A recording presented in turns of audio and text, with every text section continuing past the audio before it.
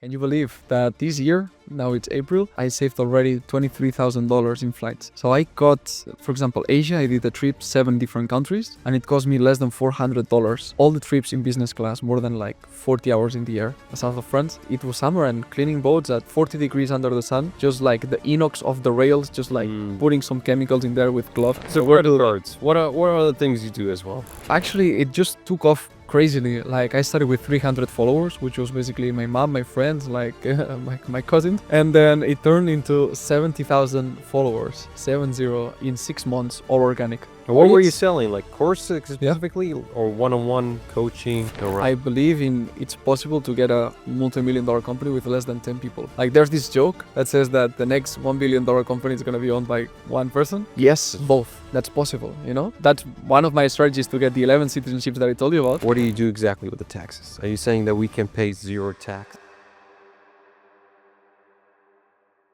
All right, we're here with another special episode with a special guest. Miguel, coming now. You're traveling, like, you've been coming for 3 days now so far? Yeah. This is a short visit here. Wow. But yeah. All the way from Japan. Japan. I'm flying Japan to Dubai. That's amazing. Now, for the audience that are listening here, who is Miguel? Miquel, somebody who likes challenges, you know, who likes this idea of finding this loophole, you know, finding this shortcut, finding this different way of approaching something. And it's something that it started like this from a very young age. I was already 5 and I remember my parents telling me, the teachers are asking why your kid is trying to do this thing differently from the other kids, you know. It seems like from a very young age I wanted these things. And then now, as an adult, it translates into this pursuit of geographic freedom, you know, this desire of wanting to have options. And then first solving the challenges myself to then be able to provide it to other people. So it comes in terms of collecting residencies, or maybe this business class flight, for example, that I was telling you from Japan to Dubai, instead of paying $5,000, $6,000, getting it for $68. What? $68? Yes. No way. I heard of like agencies that do it like half of the price. I know. But you're saying $68? That's a total business thing. Can you believe that this year, now it's April, and I saved already $23,000 in flights. So I got, for example, Asia, I did a trip 7 different countries and it cost me less than $400. All the trips in business class, more than like 40 hours in the air. And what airline was that? Look, I've flown with Singapore Airlines, I've flown with KLM, I've flown with EVA Air as well, which is a Taiwanese one, one of the best ones there. All of them, like, the cost is less than $100. And you can do that with the American credit cards that we're going to be talking about today. We can cover that. Sure. But it's this idea of the points, the miles, you know, you spent some expenses that you have, and then we're going to talk about it, about the So what are the things you do as well? Residencies. It's something that I also collect because I believe in, you know, having options. Let's say there's a lockdown, or who knows in the future if a country that now it's like buying Bitcoin at $100, you know, then becomes boom, $100,000 in the future. We don't know. We don't know in 10 years. We don't know in 20 years where the world's going to be. So why not being a resident, especially if it's easy now to get it? Before, Panama was very easy. Now it's a bit harder. Paraguay was extremely easy. Now it's also a bit harder. You know, passports before, citizenships. You could get the Caribbean ones for $125 one day. It's $250. Double. History is telling us that it's getting more and more difficult. So I want to seize these opportunities right now. Interesting. You know, and collect as many as I can. Oh, I'm curious now. When you're playing it as a video game, it's like, yes. How many passports do you have? I have a few. It's something that keep it private. I like keep it private. I'm happy to share with you after when we have. Can you share the numbers? But anyway, no. I'm gonna tell you something that's we're gonna also expand it in this podcast. By the next 6 years to 2031, I'm going to have 11 citizenships if everything goes as planned. 11 citizenship. Yes. So you not only have plan A, but plan A, plan B, plan C, plan D, plan E. There you go. All the way. Just going 11. Yes, because you can get, for example, 5 for naturalization. So basically spending enough time in a country. Then you can get, for example, 3 if you have 3 children. With each one, you can get by birth tourism, another one. So 5 plus 3, it's 8. And then you can have a few for investment. That's another option. And there are different ways. You can get them by descent, so on and so forth. So you stack them. I've also heard that you also focus on taxes. Yeah.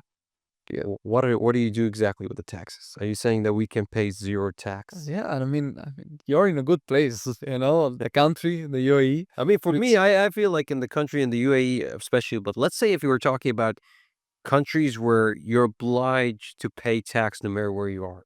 Yeah, that happens United with the States is one of them. exactly. Yeah. Yeah. In that case, it's more tax optimization. We're not talking about 0%, flat 0%, unless you start moving to Puerto Rico or doing these things. So there's gonna be some countries that it's not possible. Or somebody tells me, look, I want to live in the Netherlands for 11 months a year and not pay taxes. I'm gonna say you're delusional, because there are things that you cannot do legally, right? But however, we can create setups, especially with people that are mobile. Let's say people that can live less than 6 months in any country. They can set up tax residency in a territorial tax country like Panama, like Paraguay, and they can legally pay 0% taxes. That's something that I've been leveraging since 2020 because I had this pain, in Spain actually. Spain without S is Spain, and it's actually a pain, the tax hell that they charge you there, close to 50% in taxes. 50%? Yes, 50. So why would you want to become an entrepreneur if you're paying 50%? Correct. And can you believe that when you want to start this, it's called autonomo. It's the translation, it's freelancer. So when you want to become a freelancer, you need to pay to become one. But you are providing value to the country, but still you need to pay kind of your rent to be a freelancer there, plus taxes, plus social security, plus. When I saw that, the revenue I made that year, I talked to my accountant. I sit with her and she says, look, from this is what you need to pay to the government. I look at the final number. It's like, I'm assuming all this risk. I need to pay all the employees. I'm putting the ads. I'm putting all the effort, the rent, the food, everything. And I was making less than, 10,000 euros at that time. And that first year I made multiple six figures. And final number, it was less than 10,000 euros. I said, that's not a way to live. There must be a better way. And I searched. And how do rich people keep their wealth? And a word appeared. Okay. Tax havens. It's like, what's a tax haven? Let me start finding out. And there are ways legally to pay fewer taxes. So that's why I started going down that rabbit hole, and the rest is history. Interesting. So it's basically through that pain and that struggle that you're facing, you're like, I need to find a way out. If it was 9%, 10%, probably I would have stayed happily. I mean, Spain is a good place to live. But when it's 50, it's different. I think this is the game that comes with trying to be rich. You got to be able to play the game of the rich, which is to understand, to leverage everything that you have in your disposal.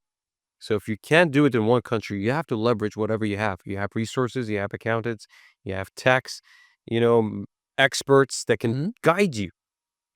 This is not the best place to set up your business, but maybe if you set it up there, you'll save a lot of money. And there are so many countries, so many combinations. It's a chess game.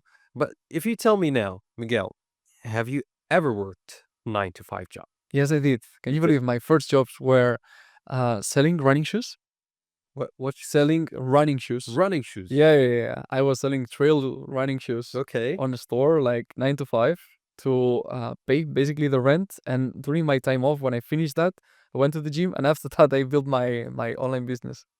But I was selling running shoes. I worked as a chef as well in a restaurant in Mallorca. Yeah. Good cook as well. Yeah. Like I started as a cook and went all my way up until I was cooking like some nice meals in a creative kitchen, with this one with foams and all these freezing ingredients and all that stuff, like pretty creative. And then I also cleaned boats. Actually, I was the one under the sun. I remember in Antibes in France, the Côte d'Azur, the south of France, and it was summer, and cleaning boats at 40 degrees under the sun, just like the inox of the rails, just like putting some chemicals in there with gloves up till here, and just like cleaning, like 8 hours under the sun every day. So yeah, I've done these jobs before. So what was the first business that you ever done? It was online courses about nutrition. Nutrition? That's my background. Yeah, I studied nutrition at university. Okay. So yeah, with that knowledge, I thought I could provide a lot of value. And you before were people producing think six actually- figures for that Yeah. business first. Actually, it just took off crazily. Like I started with 300 followers, which was basically my mom, my friends, like my cousins. And then it turned into 70,000 followers, 70 in 6 months, all organic. Wow. It just took off like that. When people started hearing this advice from somebody who studied in university, and I was sharing some scientific studies, this something that it was not the typical vlogger type of content about don't eat this food, da da da. It was deeper than that. It attracted a lot of And what were you audience. selling? Like courses specifically or one-on-one coaching? First one-on-one. Mm. Yeah. I Alright. started with one-on-ones. I think it was like 10 euros an hour, then 12, Oh, wow. 15 euros an hour. Yeah. So you Then started with really- the humble beginnings, as they say. Yeah. And how do you go about saying, like, I'm sure you don't do nutrition anymore. No, I don't. No. How Just did you for go about, myself, like, but yeah. saying now I'm confident enough to start something totally different and ignore this business? That's a good question. The thing is, when I started living it myself, this 0% tax lifestyle and everything, I did it 4 years before I offered it to anybody. First it was like a friend giving some advice, some tips. But then one friend became 2, became 5, became 10, became 20. It's like, wait, I gotta turn this into a business. I have to professionalize this. I have to hire the proper lawyers. I have to build a team. I need client support, all of these things. Then I started with some conferences in Tulum, in Mexico. And these conferences attracted 12 people, 15 people like every week. And they wanted to hear, wow, how can I pay 0% taxes legally? How can I collect residencies? How can I collect passports? Wow, open the mind. And then, eventually that turned into, I guess, So would you say an all of your audience. clients are coming as a network or as a more so they're coming from your social media? Now it's social media. It started just like word of mouth, me literally talking to people. I had no network about this topic. So I started with few group of entrepreneurs, business owners in Tulum, coming to the rooftop of the place I was renting. And And it was a free way for me to offer value. But how do you convince a person to invest so much money, for example, I know passports don't cost like whatever you're selling as a course. You're selling a passport that's costing 6 figures. Yeah, correct. How do you convince an entrepreneur that they're gonna trust you to pay that much money for you to do the job compared to organizations or companies of mass scale? Yeah, good question. I would say it starts with the small things. So sometimes they start with a smaller service and then it's on the way up. The other reason is because a friend that already did something like that already invested 6 figures in us, and then we got the job done fast and as we promised. So then the other person comes referred. That's a big one. And I would say that now the third reason is because people already come educated, and now personal brands, I think, have a very important space in the niche. Trust. Trust. Yeah. And knowing Authority. that there's the reputation, that there's this accountability. Like I'm putting my face out there, and I want to keep this business for decades. For sure. So I know that I need to do things properly. And if something I don't do as expected, I need to make it right for the person. So in some way I need to find a way to solve it. Sometimes very creatively. It's like we have to do Aikido, some type of chess there, but How do you stand out? I would say through my biggest advantage here is that I'm doing what I'm offering. I think that's how I stand out. Because not many people that offer residencies have 5, 6, 7 residencies or have this goal of 11 citizenships or have 40 bank accounts just because I want to try them all to then be able to offer it to the clients. Not because I need them, just because it's fun, it's challenging, Okay. And then 3, I want to experience it first to then know all the ins and outs. And then voila, people's like, oh, he did it. Then I trust it. I don't know if you heard those 2 popular people that I know. I'm not sure if you do. Nomad capitalist and wealthy expat. Yes. Have you heard about them? Both. Yes. Yes. And Similar industry. I feel like they're in the same realm that you are, Yeah. where they offer passports, they talk about tax, they talk about certain situation. This is a thing. Do you think that more people are coming into this play or this industry, or has there always been this industry? There was, but now the thing is there are more personal brands in this industry. Before it was more big names, Henley and Partners, and this global corporation that has offices and this, but it's more impersonal. It's a brand. Yes. Now, for example, Andrew from Nomad Capitalist, it's infusing some personality in the way he talks about this citizenship, residencies, the YouTube series that he's doing. Rafael from What the Expat is doing another, type of personality content, the way he shares about that citizenship. And I'm another one. You're having your own style as well. Completely. I talk places like Armenia, or talk about Paraguay before they even talked about it. Or, for example, the US credit cards for the travel hacking that I was mentioning, that, for example, they don't touch on the channel. So each one of us, and they talk about things that I don't talk about because they invested in that residency or in that citizenship that I don't have, Interesting. So we all, I think, are complementary. We give people different windows to look through. And some person is going to resonate more with Andrew, with Rafael, with me, with many others that are in this industry. Do you think most of the people that buy from you buy it because they feel they want to get connected with you? Yeah. More so than they want the service? Yeah.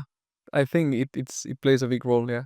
They want to get closer. They want to come to the meetups that we have around the world, the summits, the retreats in different places. Sometimes it's in super yacht, sometimes it's in a castle, sometimes we rented a castle in Georgia, for example. That was a really nice event.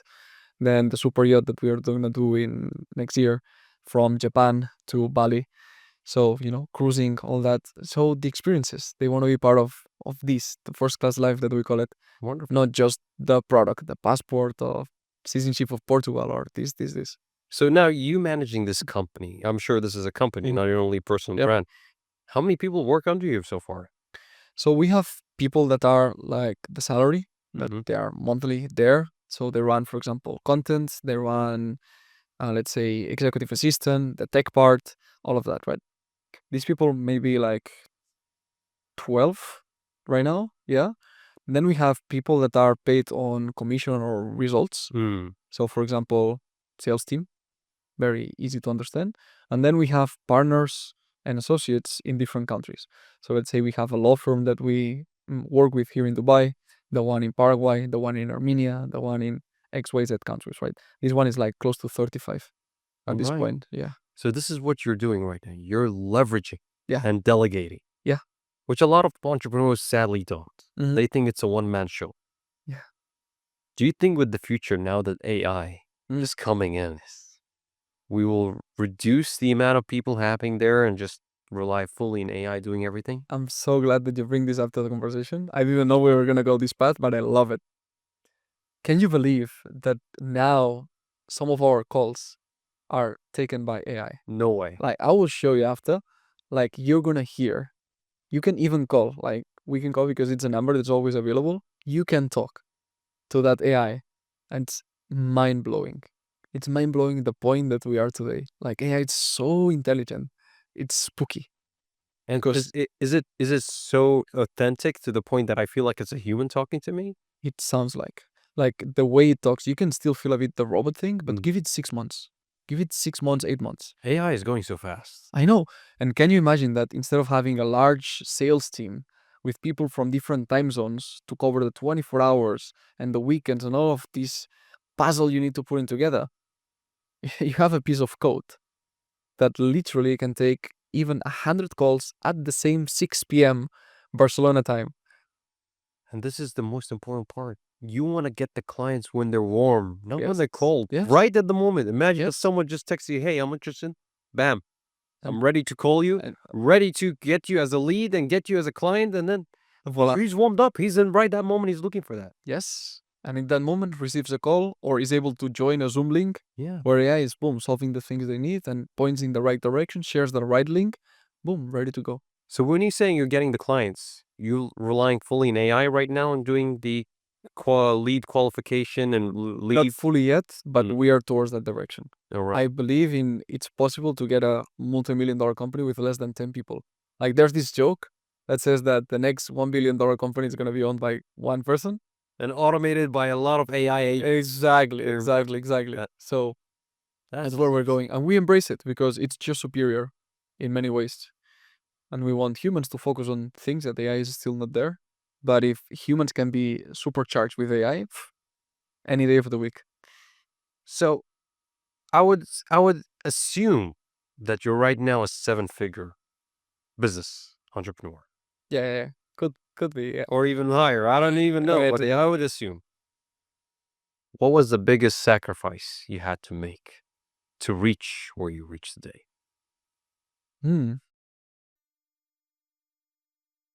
That's a good question because, when you love the game, you just feel it's part of the game.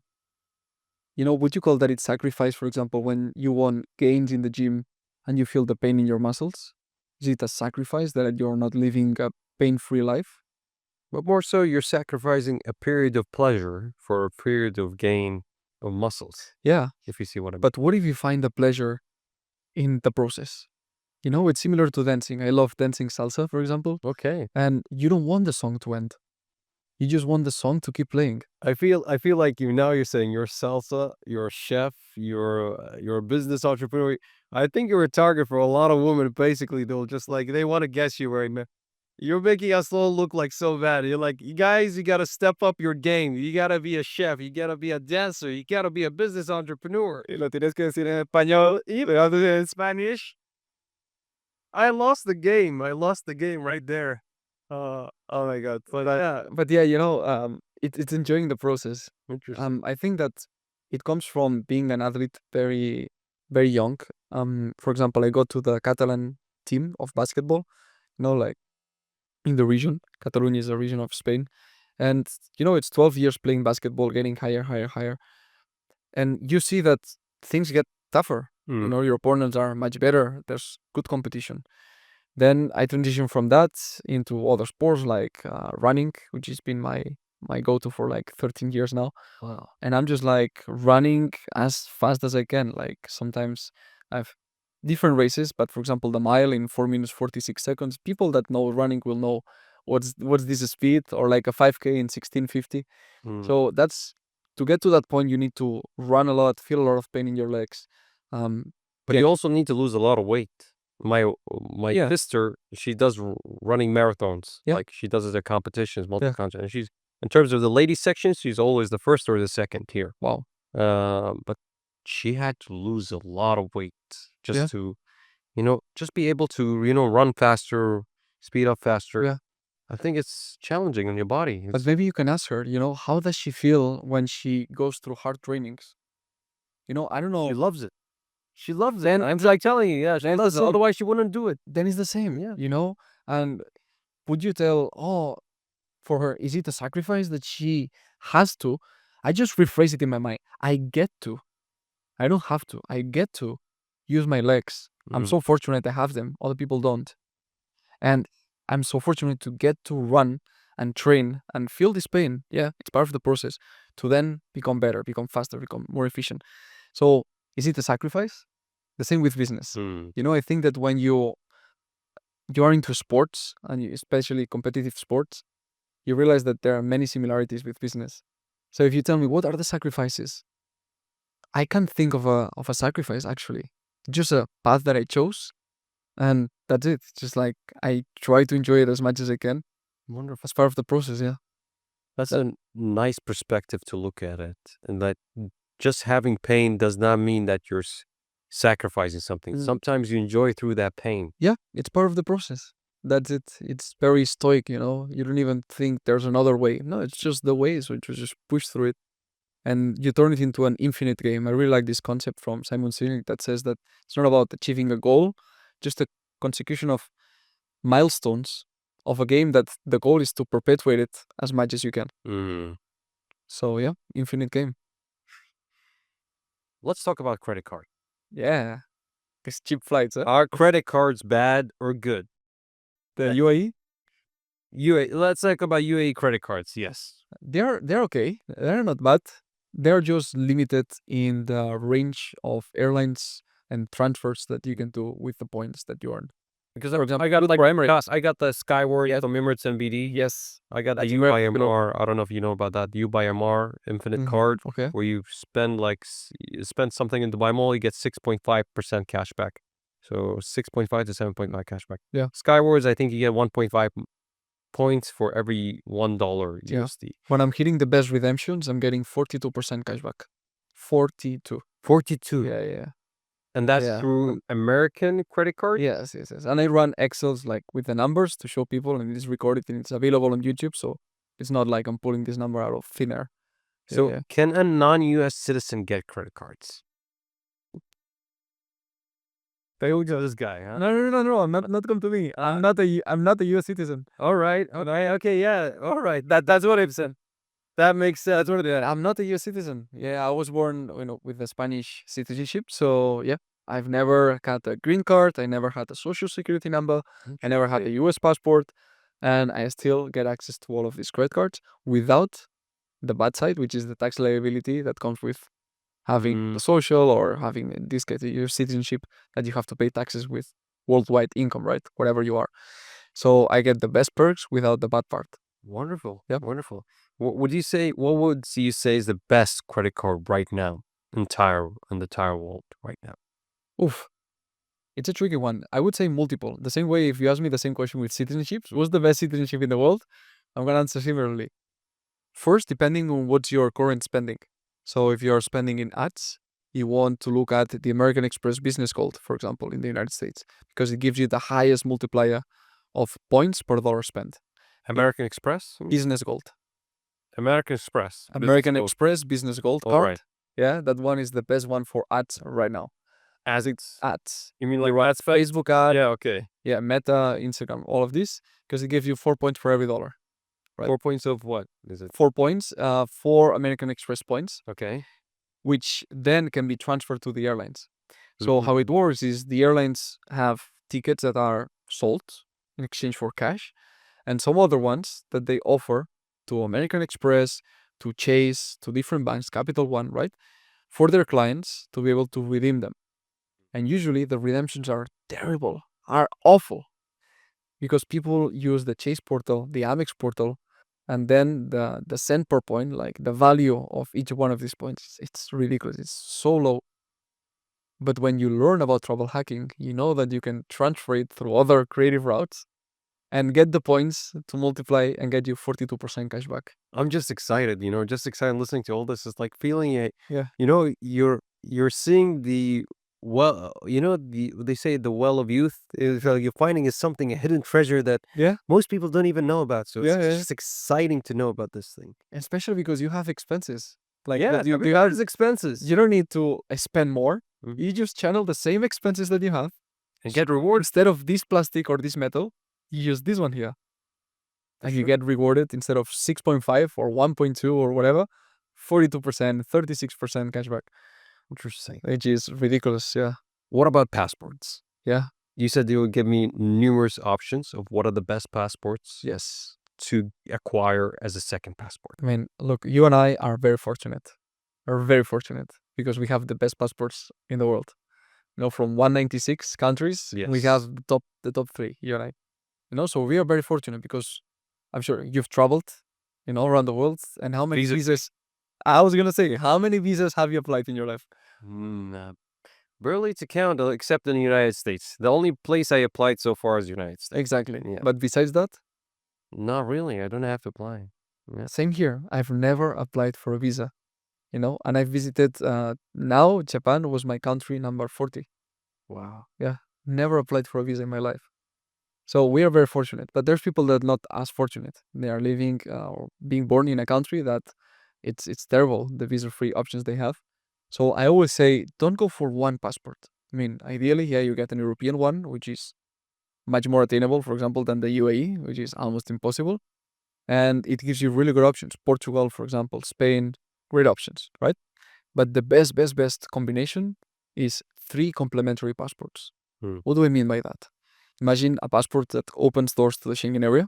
So an EU passport could be Portugal. Now you can access it with an investment of $500,000, and in 5 years, you can become Portuguese. Then another one could be Latin America. So some country that you like could be Mexico, which you can obtain through naturalization and you can become Mexican, or you can have a kid and very soon become Mexican as well. Okay. You can choose South America. Maybe you want to go to Paraguay and after 5 years, try to get the Paraguayan citizenship. right? We have other options in Chile with birth tourism as well. Brazil, same thing. Argentina, right away, the child is born Argentinian, and then the parents can already apply for naturalization. Okay, so you mean someone who has they're couples, they have a pregnancy, Yeah. and go there and deliver the baby there, and Exactly. get the citizenship. Born in Argentinian soil, and boom, they can become citizens. So not only their kid, but also the parents also become Yes, citizens. both. That's possible, you know? That's one of my strategies to get the 11 citizenships that I told you about. It's to have 3 children, 3 kids, 3 different citizenships. You know, for Okay. example, Costa Rica is a beautiful country that if you want to naturalize, it's a long process. So how are you gonna amortize that? That's the question. That's the earth question. Oh, but you gotta have 3 women to pregnant to say I mean to go faster or get twins to get twins. You know, okay, twins. We have 2 pregnancies, 1 and 2, and there you go, 3. 3, yeah. That would be an option, but that's the thing. You can get one from South America or Latin America, a country that you like. The good thing is when you get a passport from South America, usually, let's say Paraguay, opens doors to many South American countries. When you get Costa Rica, it opens to Central American countries, right? So you get a passport that opens a region, like Spain or Portugal. They open the whole Schengen area, which is 27 countries. You know, it's changing, 26, 27, 28, but a lot of countries. Then if you want, you know, another region, you do the same.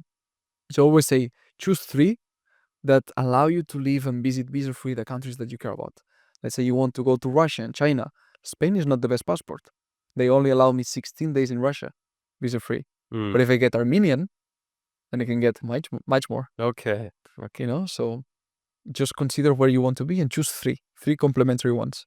But what about the easiest passport to obtain right now? Mm-hmm. What would that be? Having a child is easy or not? What do you say? Let's say not with the child, but more so with the payment. Payment, yes, Caribbean. You can just pay around 250. And how long will that take? 6 months. 6 months I don't have. Yeah. Do I have to stay there? No, you don't even need to put food there. Like you can do this from the UAE, and they are going to ship you the passport. You're gonna receive it here in an office. So the process is only paying. Yeah, pay and wait. That's it. Wow. That's possible in the Caribbean. In Turkey, you can do it through bonds or through real estate. So you can put money in bonds from. And how much would you have to spend in order? That would be $500,000. $500,000. Yeah, $500,000 or 400,000 in property. But again, this is gonna become obsolete, like this number. So I would just tell people, because if we had recorded this before, it was 250. Now it's 400,000. For example, Greece, to get permanent residency, it was as well 250. Now it's 400,000. So history just tells us that things get more expensive. Yeah, everything is just increasing in price. That's true. And for example, Russians, they are banned from Caribbean. It's almost impossible to get Caribbean. It's almost impossible to get, for example, other residencies. Latvia, it's difficult. Greece is difficult.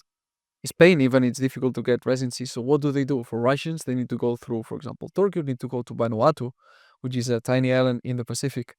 And through that citizenship, then get, for example, Greece permanent residency or Latvia residency. Oh, wow. That So opens citizenship, it opens another citizenship. Yes. With that one, you can then apply to something else. But directly with the Russian, you're banned.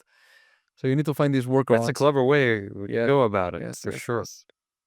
Let's talk about Dubai. Yes.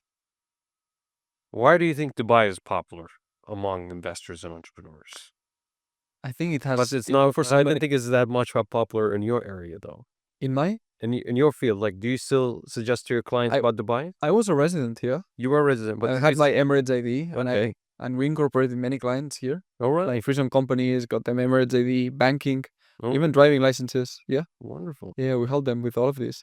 And I still think that it's great for people who want to live here and want to enjoy, all the benefits, all the opportunities. I think it's a land full of opportunities, the UAE. Yeah, absolutely. And I love that. And I also love the efficiency, the speed.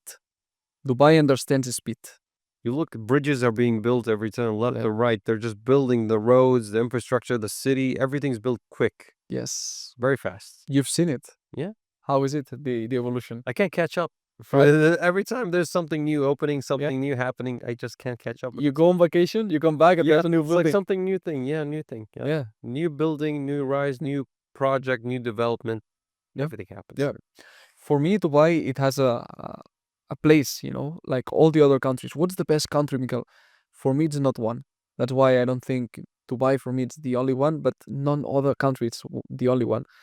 But I keep coming back here because I like the opportunities. I like, for example, the seasons when the weather it's better. November, December, January, February. I really enjoy it, and I like the opportunities to podcast like this. I filmed today, like this is the third podcast today, so it's like this happens in Dubai. This does not happen in Paraguay. This does not happen in Brazil. It's much more difficult. Here, it happens. Quick. It's beautiful. It's quick.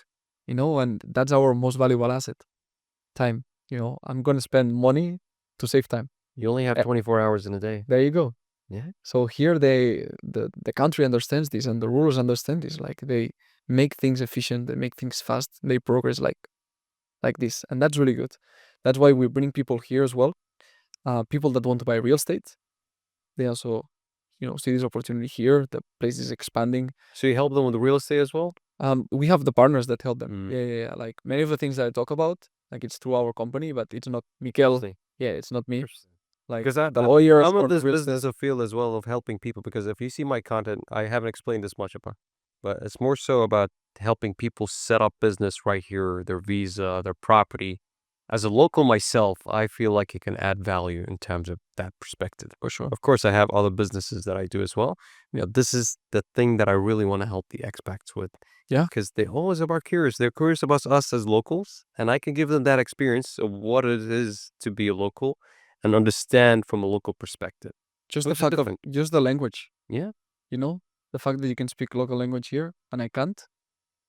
It's a leverage in a way. There you go. The same way that Spanish goes a long way on a salsa. There will always be collaboration. This is what I say about Dubai. Dubai, there's always a win-win situation. Yeah. Everyone here, if they work truly together, they're all gonna win. Yeah. For sure. I mean, what I have, some people tell me the looks. When I'm here, some people start talking to me in Arabic. It's like, no, I don't understand anything. If you look like that, but I can make you wear also this kandor. You might be able to consider this an Arab. Yes. Sure. Yeah. So, let's talk about what are the most common relocation mistakes that happen from your perspective. Oh, yeah. One very clear. They go too fast. They're impatient. It's terrible when people are impatient and they jump into a country and they just go all in, and then they realize it's not the place they wanted to be, and they wasted a lot of money and time and energy into setting up something that's like, I'm gonna close it down. I'm just not gonna be here or whatever. Is that what happened to you? Yeah, very similar. I thought I would be coming here more often, but then I wanted to get the Armenian citizenship, the Paraguayan citizenship, travel to Asia, this, and I was not fulfilling the requirement of the 6 months. But again, for me, it was a different purpose because I wanted to go through the process to know how it was to then help clients. So now I can be much more valuable to them thanks to me having gone through the process, So I'm very grateful that I went through this and I had the Emirates AV, and now I'm going through the route of the golden visa. So you want a golden visa? Yeah, so this time I don't have to come every 6 months. All right. Yeah, the golden visa will let you stay as much as you want outside of, for pretty much approximately more than a year you can stay. Yeah, correct. You can stay there. So I think there's multiple options you can do it through it. The options that I know is being an investor, you deposit in a bank, or you can have the 2 million dirham deposit in a property, which I prefer because it can do with a capital appreciation. So your property increases in value. It doesn't stay fixed within a bank or something. Yeah. You get to live in it if you want to live as your vacation home, or you can rent it out. You still get generating income. Correct. So that's a good way to get a golden visa. You can also get it as a content creator. As a content creator, this is recently new. As a Creator HQ, you can go there and apply. And also you can become a golden visa carrier by specific conditions like scientists, PhD holders, people who have a value to add. So basically, if you see the golden visa, it's everything about value being added to the country. If you're a person of value, there is a certain way, if you meet the criteria, you can have a golden visa. Yeah. So that's another challenge that now I'm getting into. Okay, interesting. And how would you say Dubai compares to other tax havens like Portugal and Panama? Yeah, Panama, Paraguay come to mind. Even Costa Rica could be if people live there. There are many ways that you can create this. The good thing is Dubai, it's 90 days, For example, Paraguay, Panama, it's a couple days every 2 years that you need to be there. So that's the most flexible. Then number 2 would come Cyprus. It's 60 days per year. And then Dubai, 90 days per year to have your tax residency here.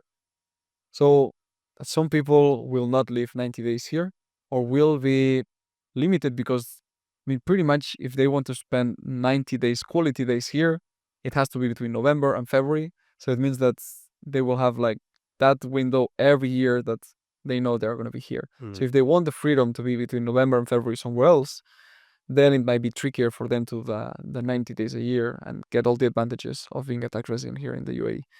So that's why I would say that Paraguay or Panama would be better because allow you to be more free.